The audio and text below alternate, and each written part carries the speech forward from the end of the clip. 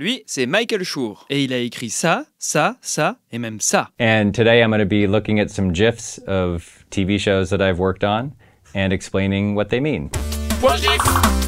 So Greg Daniels, who adapted the British series into the American series, loved the British series. We all did. All the writers who worked on the show loved it. What we realized early on was that the British are more tolerant of sadness and misery than Americans are. So after the first season, the first 6 episodes, Greg very smartly realized that if the show in America was going to survive, it needed to be a little more optimistic. And Steve Carell had made the movie The 40-Year-Old Virgin between the first season and the second season. And he's so lovely in that movie. He's so sweet and warm and kind. And so Greg said to the writers, he said, let's take 20% of that guy and put him into Michael Scott. And so that's what we did. But by the way, we all thought he was crazy. We were like, you're gonna ruin it, but he was right. And so we took a little bit of that optimism, that happiness, and sort of stirred it in to Michael Scott so that the episodes just left you a little happier when they were over. This is an episode I wrote. This is when he's announcing that a branch is closing. And he's so pained by this that he makes a big announcement about it and then winces. He does this.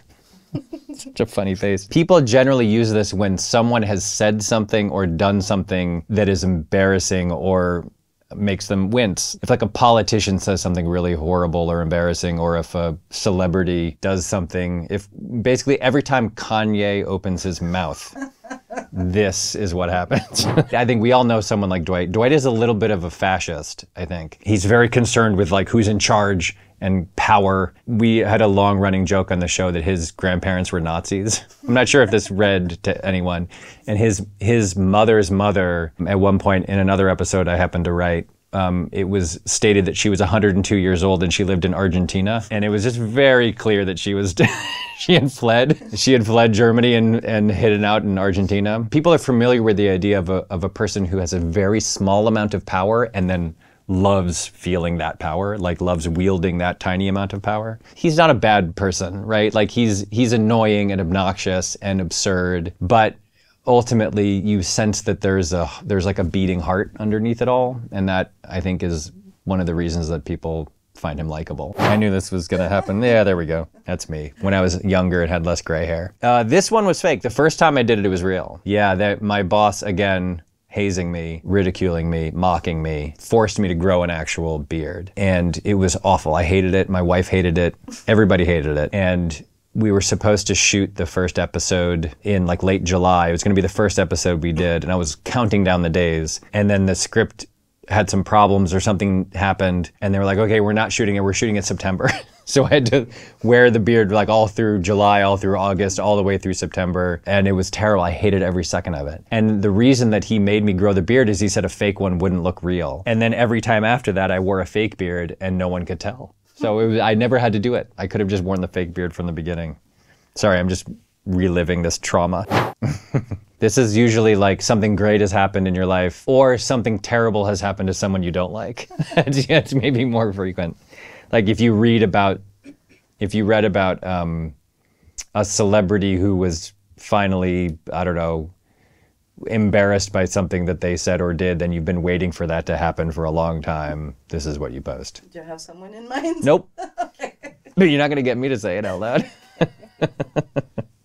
Here's Leslie. What happened was we got feedback from audiences and critics in the first season that she was stupid.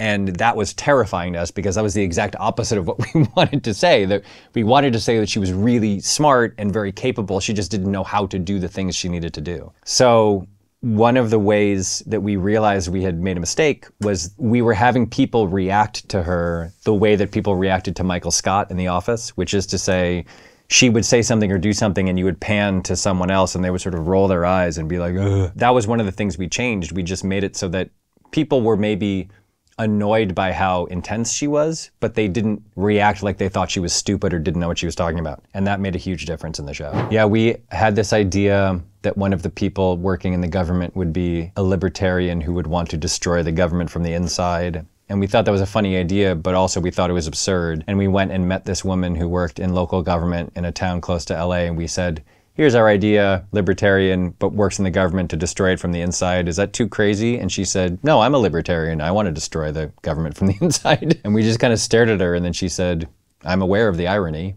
And we were like, okay, fair enough. I guess it's not that crazy an idea. He's like a 19th century libertarian. He's like a real libertarian. He's not a pretend libertarian who says he's a libertarian but secretly just wants to meddle in people's lives and make them believe what he wants to believe. Oh yeah, this is a good one.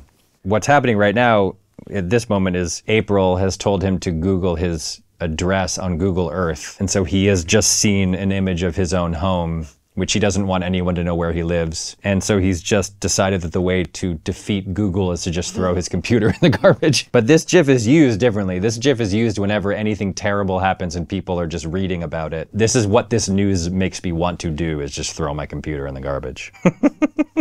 Ah, Captain Holt.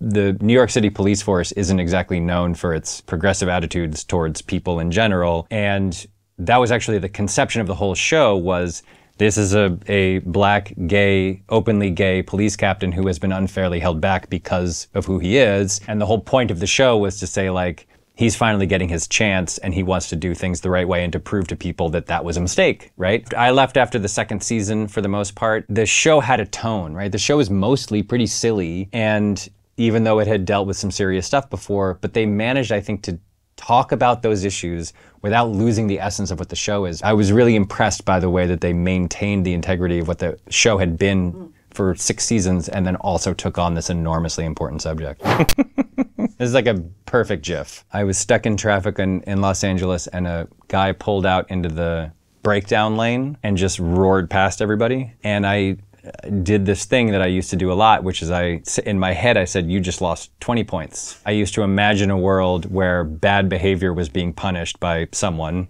who knows who. It was basically my way of avoiding road rage. Like, that was how I stopped myself from pulling out and chasing him down. And then at one point in that moment, I had been sort of thinking about whether there was any way to do a TV show about ethics. And I was like, well, hang on. If there is an afterlife and these things do matter, what would that be like? How would that system work? And then everything sort of fell into place pretty quickly. Like, I came up with the idea that the good place is reserved for like a very small number of people, only the very, very best people. Like, it all kind of magically fell into place very quickly once I had the original idea. After the first season, I immediately started trying to figure out how many seasons it should be if I had my way. And I settled on I was like, I think it's about 50 episodes, which would have meant four or so seasons. It was very sad because it was so fun to make and I loved the cast so much and I loved writing it. But the good and bad thing about the world of TV right now is that shows can be exactly, in theory, as long as they need to be. The old system was, if a show is successful, you run it into the ground. You just do it as long as you possibly can. And it doesn't work that way anymore. Now it's like, if a show is 1 season, okay. If a show is 8 seasons and it's successful enough, great. And in our case, it was like 4 was the right number. So I'm happy that it was a decision based on creative reasons instead of business reasons. Konbini!